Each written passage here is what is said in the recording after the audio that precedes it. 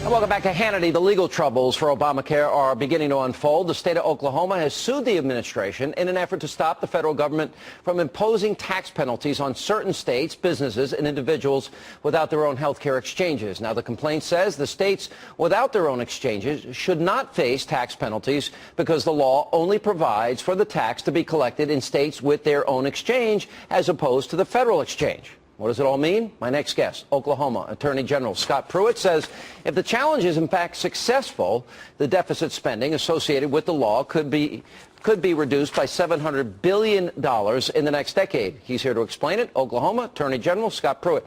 All right, Mr. Attorney General, why don't you break down the law for us, what this means, what the suit's about? Well, good evening, Sean. I think one of the things you have to recognize at the beginning is when Congress passed the Affordable Care Act, they recognized the importance of the states in rolling out these exchanges, and we now see why. They've not done a very good job of it, and they knew that they could not commandeer or require the states to set up the exchanges, so they did what Congress does often.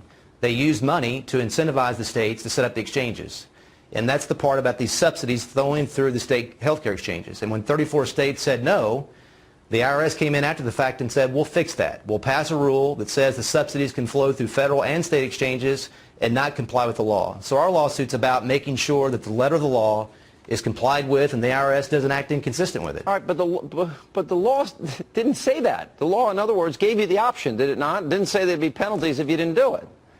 That's right. If there's no state healthcare exchanges, there are no subsidies. And if there are no subsidies, there are no penalties.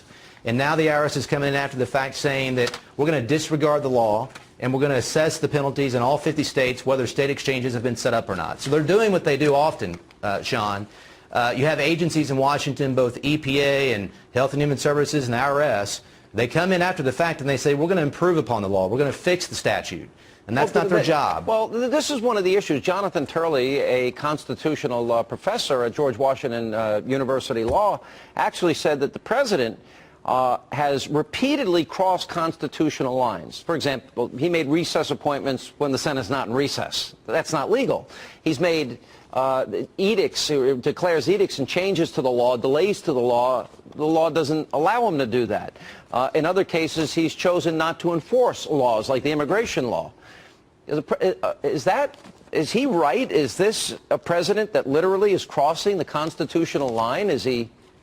He's very much right, Sean, and the President, under Article 2 of the Constitution, has a duty to faithfully execute the laws as passed by Congress, and in many instances with the Affordable Care Act, the delay of the employer mandate penalty, the removal of the cap on out-of-pocket expenditures. I mean, he has unilaterally changed the law, and he doesn't have the authority to do that. The President has said, Sean, that he can't wait on Congress. Under our system of government, he has to, and he's not. He has acted inconsistent with Article 2.